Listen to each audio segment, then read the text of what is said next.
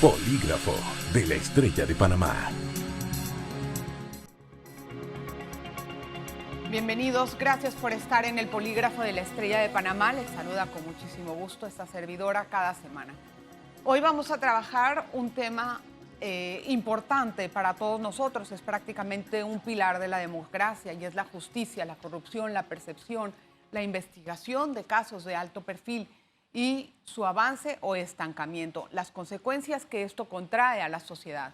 Vamos a conversar con Carlos Barzallo, él es el representante o el presidente del capítulo de Panamá de Transparencia Internacional. Y esta es una organización que siempre ha tratado de marcar los puntos en las IES cuando se trata de corrupción, de acceso a la transparencia, de trabajo gubernamental para lograr una mejor comunicación con sus ciudadanos. Quiero darle la bienvenida a don Carlos Barzallo. ¿Cómo está usted, don Carlos? Gracias. Muy bien, muchas gracias por la entrevista, Delita. Al contrario. Don Carlos, hay muchos puntos que quisiera trabajar en la entrevista. Me gustaría empezar por las investigaciones de los casos de alto perfil. El primero que a todos se nos viene en la mente, además de una gran lista de casos anteriores a este o similares, paralelos, es el caso de Brecht. Todos conocemos más o menos los tropiezos que tuvo este caso para llegar a el punto final de lo que debe de ser la vista fiscal. Pero hay un futuro de este aún desconocido, incierto, y esto me gustaría que usted nos lo explique y nos diga más o menos qué podemos esperar de este caso. Sí, muchas gracias, con mucho gusto. Por el respeto que mereces tú y tu audiencia, todo lo que nosotros vamos a comentar está basado en los hechos que conocemos y que hemos estudiado. Transparencia Internacional publicó un detallado análisis de las realidades versus las expectativas. ¿Qué sabemos y qué podemos esperar? Basado en datos que son de acceso público, Transparencia no tiene ningún dato que no sea el que tiene la comunidad. Dicho eso, este caso muestra es el caso emblemático en la actualidad de lo que es la corrupción. En Latinoamérica es lo más importante, lo cual permite también un enfoque comparativo. Todos los países latinoamericanos donde este caso ha impactado han estado haciendo gestiones para investigar y eventualmente juzgar y sancionar, lo que permite comparar a Panamá donde se ubica con relación a otros países. Es curioso ver que si uno, y hemos tenido la oportunidad, habla con personas interesadas de otros países en el caso, todos en general tienen un grado de insatisfacción de los resultados. Pero cuando se ponen a ver en detalle, es inevitable comparar y ver que algunos países lo han hecho mejor que otros. Panamá está en la mitad del camino. Panamá acaba de cerrar el 15 de octubre la etapa de investigación. Y muy larga, tortuosa, casi 5 años. Y viene ahora la etapa de eventual juzgamiento de una cantidad grande de personas y personas que se quedaron por fuera, lo cual es una omisión importante porque la justicia no puede ser selectiva. Ahora en la etapa de enjuiciamiento, previa a una vista fiscal detallada que debe hacer el Ministerio Público, enfrentamos una carrera de obstáculos. Una carrera de obstáculos que el mejor corredor le va a costar hacerla, ya que entre los más de 100 imputados se van a interponer todo tipo de recursos para dilatar este proceso.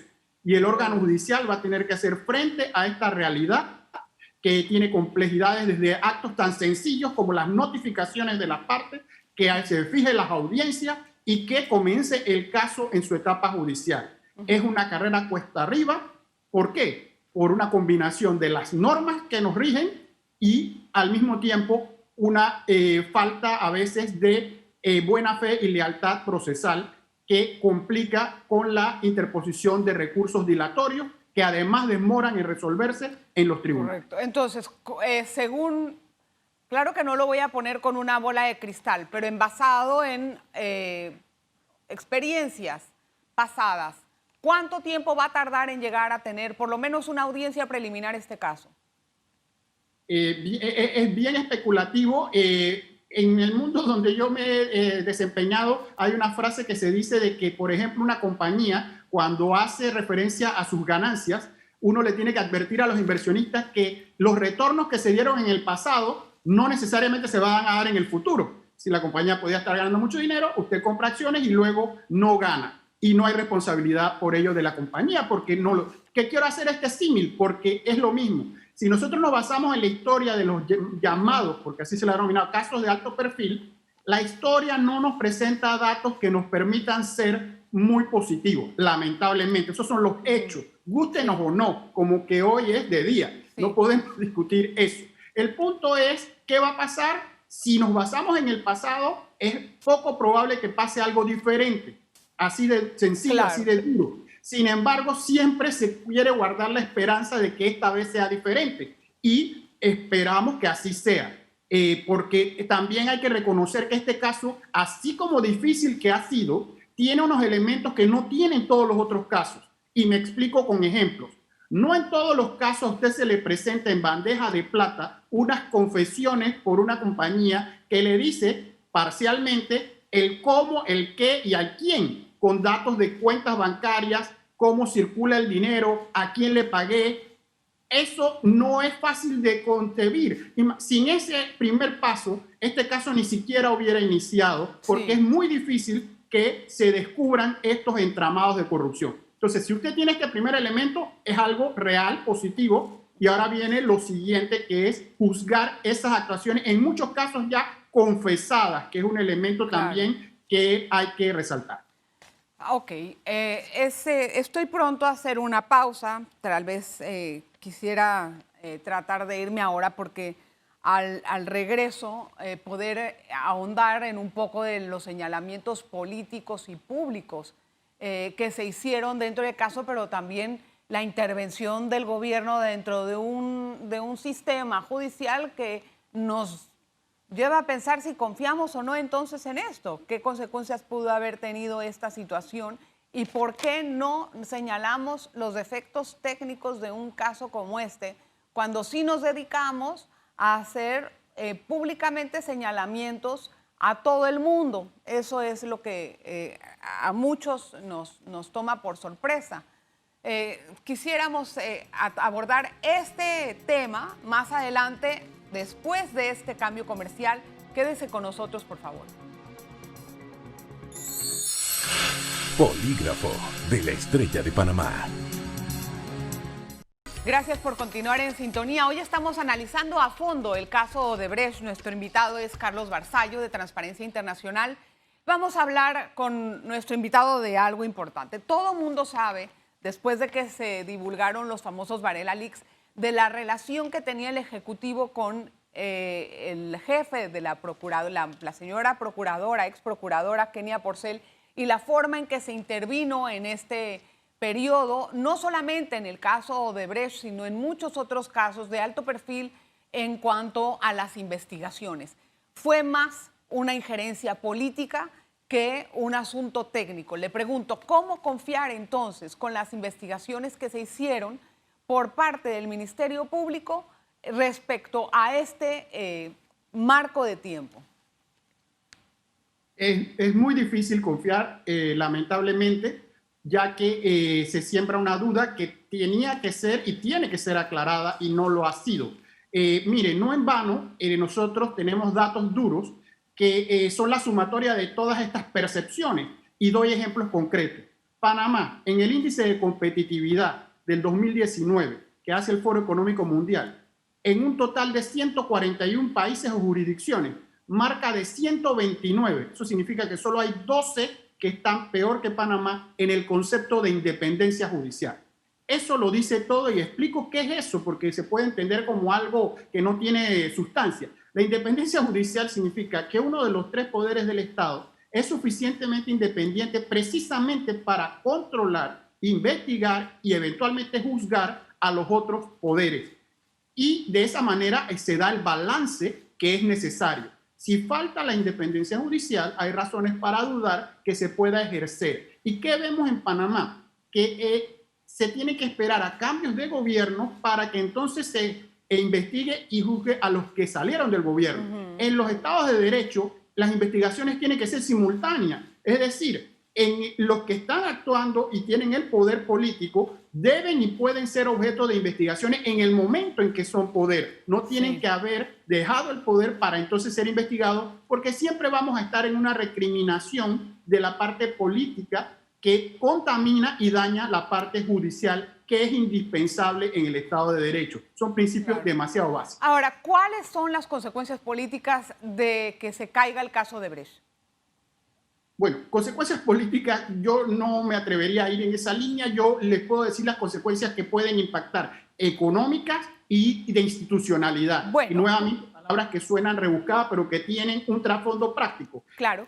Las calificaciones de riesgo ya nos están mirando que si bien se mantiene el grado de inversión, que es lo que hay que resaltar, le dan una perspectiva, que eso se califica con un adjetivo. Y ya una calificadora ha dicho que la perspectiva es negativa, por muchos factores, entre los cuales se puede incluir la incertidumbre de la justicia. Ese es un factor. Y en el aspecto de competitividad, es importante porque todos los países del mundo en esta época, y siempre lo han estado y en pandemia igual, están compitiendo por atraer la inversión seria y sostenible. Y esa inversión seria, sostenible, duradera, no va donde hay problemas con la justicia. Así de sencillo.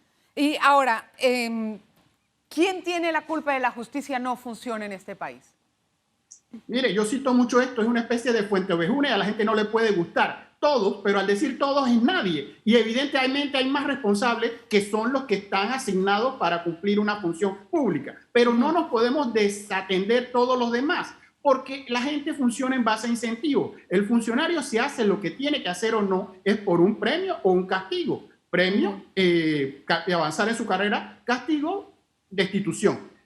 Pero eso se va a lograr producto de la presión ciudadana. Si no hay ciudadanía, si no hay civismo, el funcionario, el incentivo es mantener el status quo. Le va bien con lo que está haciendo. Es un asunto de comparar dónde está mayor la presión. Y la presión no es lo suficiente para lograr los cambios. Con eso achaco responsabilidad a todos. Y por eso es que estamos en estos temas invitando a las personas, uno, a que sepan lo que pasa y dos, a que reaccionen. Por el otro lado, no se le puede quitar responsabilidad, que es primaria, a los que juraron, porque todo el que asume un cargo público hace un juramento solemne de que iba a cumplir la ley y hacerla cumplir. Entonces, eso es la función primaria, es hacerlo, si no, debe responder por ello. Así que, sin hacerlo muy complejo, los responsables son los que tienen los cargos y lo hacen o no lo hacen. Se tiene responsabilidad por omisión, no hacer. Claro. Y la población tiene que exigir que se haga lo que dice la ley.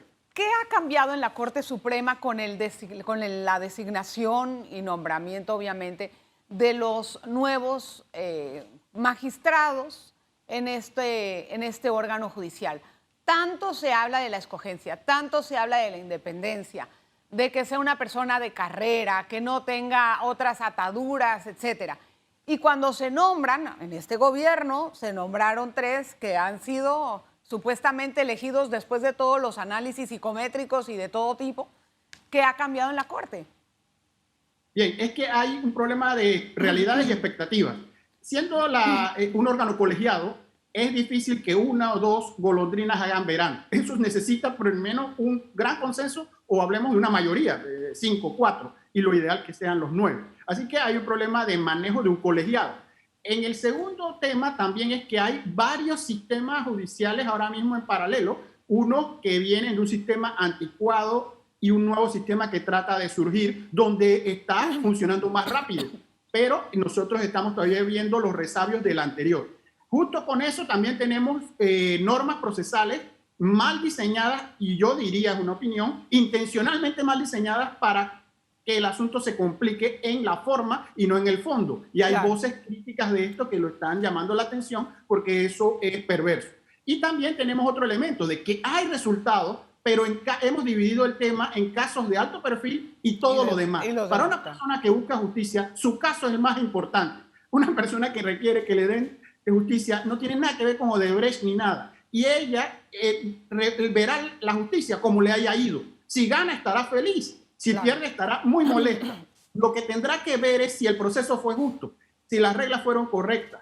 Entonces, los medios, que hacen una labor importante de resaltar lo llamativo, lo importante, también al mismo tiempo dejan por fuera porque no pueden reportar todos los casos, la cantidad de temas. Por ejemplo, le doy un tema, secuestros en Panamá hay más de 7.000 al año.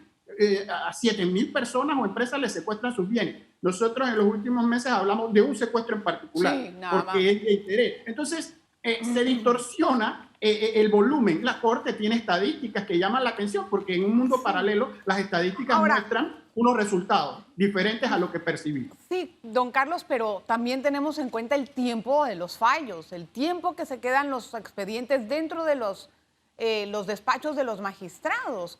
Una justicia tardía de esta forma es ridícula entenderla como una justicia en toda su extensión de la palabra.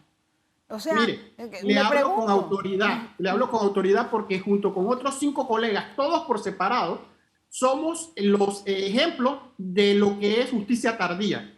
Una acción de inconstitucionalidad demoró más de 16 años en ser resuelta.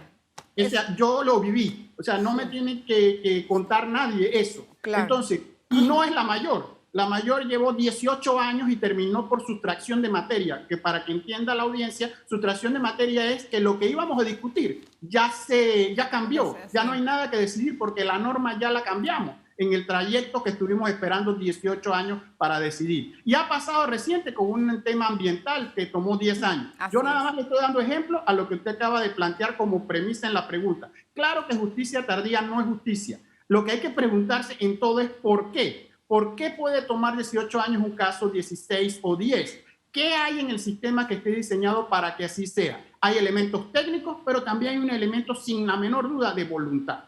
Claro, toda la vida. Eso es lo más importante. Al regreso del siguiente bloque vamos a tratar de explorar un poquito más la transparencia gubernamental. También vamos a conocer cómo evalúa Transparencia Internacional todo este asunto de la corrupción o qué tanto ha cumplido el presidente Cortizo su promesa de transparentar el gobierno cuando fue candidato, que firmó este pacto con Transparencia Internacional y algunas otras instituciones para poder dar una gestión más transparente. No se vaya. Polígrafo de la Estrella de Panamá. Gracias por estar en sintonía. Vamos con nuestro invitado, Carlos Barzallo, es presidente del capítulo de Transparencia Internacional Panamá. Una pregunta antes de girar a al próximo bloque sobre transparencia gubernamental. ¿Qué opina usted de que a este gobierno le va a tocar nombrar la mayoría de los magistrados en la Corte? Bueno, como bien sabemos, es un sistema que está escalonado, que le toca a quien le corresponde. Eso en sí es la ejecución de lo que ya está decidido. Volvemos al tema de mejorar el proceso del nombramiento mientras tengamos el sistema que tenemos de cómo se nombran, ya que necesitaría de cambios para que fuera otro sistema. Para concretar específicamente, ese es el método que tenemos. Se ha tratado de perfilar mejor y escoger con mecanismos más de la empresa privada y de pruebas y de todo lo demás. Al final, los resultados hablan por sí solos. Esto es un asunto difícil que se mide lamentablemente después por los actos y no previamente por todas las pruebas que se puedan hacer ni los currículos que se puedan tener. Es así de sencillo. Don Carlos, ¿cómo califica usted la tarea o la labor del procurador en este momento? ¿Hay un cambio en el Ministerio Público o cuál es la percepción que tiene? Bien, allí objetivamente, si vemos desde el caso de Brecht, hubo algunos cambios. Al procurador le ha tocado más de la mitad, o terminar un caso ya iniciado. Es una situación difícil que la verdad que no se puede negar que es comprometedora. Tenía dos opciones: continuar con lo que tenía o cambiar. Hizo cambios intermedios. Sin embargo, el tema en el caso de Brecht o todos estos casos de alto perfil estaba desde el inicio y no lo estamos diciendo de ahora, después que vimos el juego, que es muy fácil criticar y comentar después, sino que ahí en el récord está que hemos dicho desde el principio que esto había que hacerlo de manera especial y diferente, porque hemos insistido, nosotros romantizamos, idealizamos las investigaciones, porque creo que vemos muchas películas donde uno cree que un fiscal, como en Estados Unidos, se dedica un solo caso y lo lleva a buen fin, sea cual sea, y luego el juez decide, porque el fiscal no es el que decide, es el juez. Pero ese fiscal tiene un caso y un equipo y dedica recursos humanos y millonarios en eso. En Panamá no los defiendo, pero el público tiene que saber que un fiscal, así como lleva casos complejos, tiene cientos de expedientes más esperándole. Y eso es una tarea titánica e inhumana porque no se puede trabajar con un volumen de casos.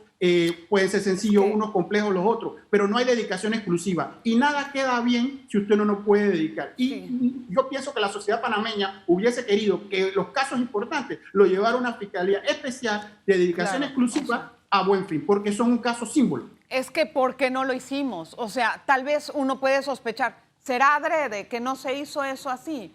Es decir, hicieron fiscalías especiales anticorrupción, pero le llenaron de casos, hicieron cantidad de tomos que después ni ellos mismos pueden sustentar en la corte. Es decir, ¿esto qué es lo que estamos viendo? El sistema no está preparado ni siquiera para este tipo de investigaciones y no lo hemos cambiado.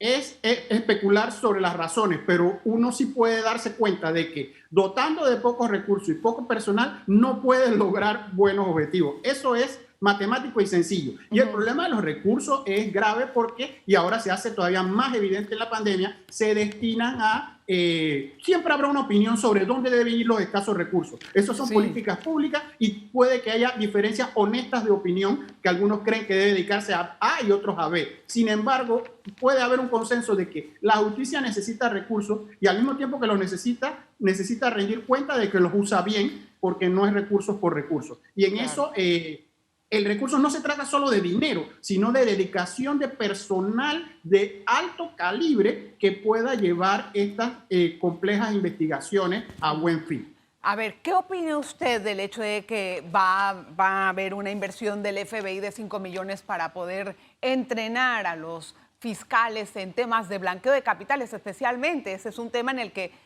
no hay ni una persona presa en casos de alto perfil. Claro que sí se les ven por la calle con dinero y que no lo sabe justificar, ahí no lleva ninguna investigación detrás, ¿verdad? Está en una situación particular, pero en este sentido, ese es el talón de Aquiles que dicen las calificadoras de riesgo, no de riesgo, las de Gafi, etcétera, que no estamos dando la talla. Bueno, como principio, cualquier tema de capacitación es bueno y necesario porque siempre hay que aprender, las técnicas cambian y hay que aprender incluso las básicas. Así que en ese sentido es difícil estar en contra. Sin embargo, la salvedad es importante. Creer que todo lo que no pasa es por falta de conocimiento es insuficiente. A veces se sabe, pero no se hace lo que se tiene que hacer, porque volvemos al tema de voluntad. Y aquí cito una frase de un escritor famoso que es Upton Sinclair, que dijo: es difícil hacer que una persona haga algo cuando hacerlo depende de sus ingresos y de su dinero, porque es un asunto de intereses. Entonces, es darse contra la pared pensar que simplemente capacitando, que es necesario, que simplemente teniendo buenas leyes, que es necesario, vamos a lograr el objetivo. Falta el elemento de ejecución. Y ahí hay que preguntarse por qué no hay ejecución, por qué falta lo que falta. Entonces, es una combinación de factores. Use un ejemplo de una carrera de obstáculos. Es decir, quitamos el primer obstáculo, ley mal hecha, que la hacen los propios interesados, que no se le aplique. Quitamos el segundo obstáculo, que los investigadores aprendan las técnicas de investigación. Y nos queda todavía el tercero, que es que al final se juzgue. Claro, que haya una certeza del castigo. ¿Cómo usted evalúa la gestión gubernamental del gobierno en términos de corrupción? Es decir, ustedes tienen algunos parámetros. Me pregunto, ¿qué tanto de lo que se firmó en campaña realmente se está ejerciendo en este momento para transparentar la gestión pública? Bueno, a los datos duros me remito. Nosotros tenemos un antes de pandemia y un después de pandemia, ¿no? Antes de pandemia, cuando esto era el tiempo de elecciones, hubo el famoso reto por la transparencia, que todos los candidatos se comprometieron a seguir unos lineamientos o recomendaciones en la lucha contra la corrupción. El presidente ganador fue uno de ellos. De eso, cuando uno evalúa el menú de lo que se pedía, de ahí se ha presentado una sola norma, que es la Ley de Contrataciones Públicas, que es un buen ejemplo de lo que acabo de decir, de que la ley por sí sola no es suficiente porque tiene elementos que no son buenos para el tema de la lucha contra la corrupción. concretamente el permitir contratar con empresas corruptas, que es un debate que llevamos hace mucho tiempo y se soluciona de manera insatisfactoria. Entonces, el ejemplo es que del resto del menú no se ha cumplido y llegó la pandemia y lo empeoró todo, porque vino el sentimiento, que es universal, porque los problemas no solo son de aquí, hay que ser justos, de que en pandemia todo era rápido, apurado, urgente, porque había que resolver. Y eso siempre es un caldo de cultivo para corrupción. Entonces, allí al revés, hay que tener más transparencia y hay que rendir más cuentas, porque si en tiempos normales hay problemas bien documentados, en pandemia es peor. ¿Puede usted se atreve a hacer una calificación, digo, una 5 más o menos, 5 el mejor? ¿Cómo vamos en materia de corrupción?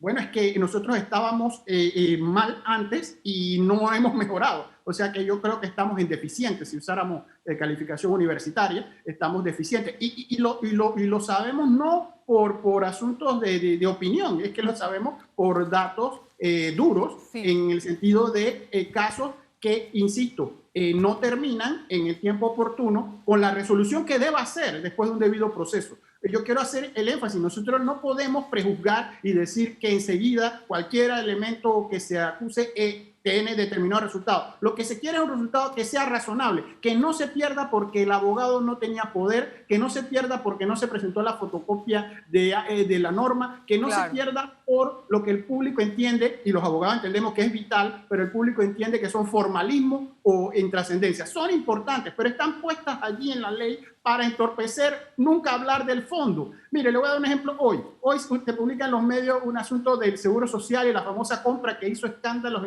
entre marzo y abril. Y hay un asunto judicial que se lo voy a resumir en una línea. Se ha revocado una decisión de la Dirección de Contrataciones Públicas que había negado a un abogado de interponer un recurso porque aparentemente no tenía autorización. Eso es totalmente forma y todavía no se ha entrado al fondo, que son alrededor de 160 millones en discusión. Ahí nos quedamos en la forma. Siempre la forma es una buena excusa para no llegar a ningún fondo. Don Carlos, muchísimas gracias por estar con nosotros en el Polígrafo. Es un honor tenerlo y estoy muy agradecida que nos haya dado la oportunidad, que nos haya ilustrado con algunos parámetros en materia de justicia y corrupción. Gracias, don Carlos. Nuevamente, gracias a ustedes por la amable invitación. Un placer. Siempre a la orden, gracias. Gracias a usted todo el tiempo por estar con nosotros en el Polígrafo. Le agradezco inmensamente la audiencia y que esté pendiente de nuestros programas. Hasta la próxima. Polígrafo de la Estrella de Panamá.